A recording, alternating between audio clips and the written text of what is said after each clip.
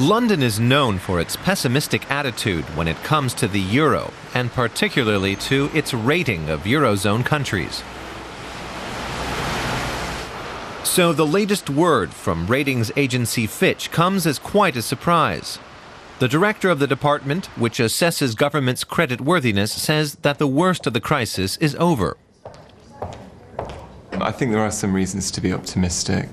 Clearly you're seeing market conditions have calmed down a lot, so countries like Spain and Italy, they're able to borrow at very affordable rates now. Part of that is the ECB's strategy of what's called the OMT program, so the potential for them to buy bonds if necessary, and that's clearly moved the market into a better equilibrium. So I think investors who weren't willing to take on Spanish risk are now more willing to do so because they see the risk of a very extreme outcome like a eurozone breakup. They see that risk is now very, very small. Have the tides changed? And what about the stock market in Frankfurt? Do German bankers share this view? Some bankers gather in front of the stock market for a glass of wine. Celebrating the end of the euro crisis?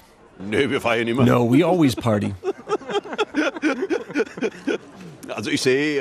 I think the crisis is basically over.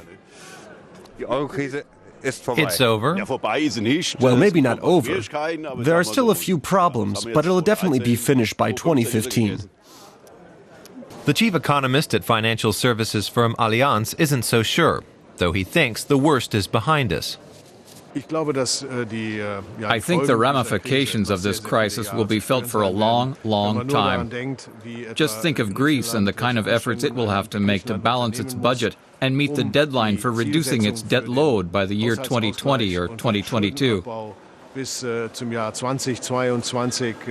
just goes to show you how much work still lies ahead of us and how disciplined countries will have to be.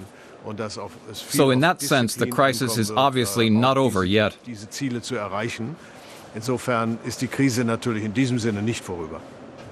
Especially for the banks. Some of them have been stuck in a permanent crisis for years, triggering mass layoffs. And the crisis-ridden euro doesn't make things easier for the bank's executives. The chief economist at Germany's Commerzbank sees trouble ahead. The crisis has been put on hold due to a policy of cheap money. So it's just been brought to a momentary halt for about 3, 4, or maybe 5 years. As long as the cause hasn't been resolved, as long as Italy doesn't actively address its economic problems, I wouldn't say that we've overcome the crisis, especially not with this policy of cheap money. Cheap money from the European Central Bank. Last year, the ECB announced it would buy unlimited amounts of government bonds from debt-ridden member states. The strategy seems to be working for the time being, at least. The euro symbol is very popular with tourists. Maybe at some stage, they'll be able to say, "I was there when the common currency staged a comeback."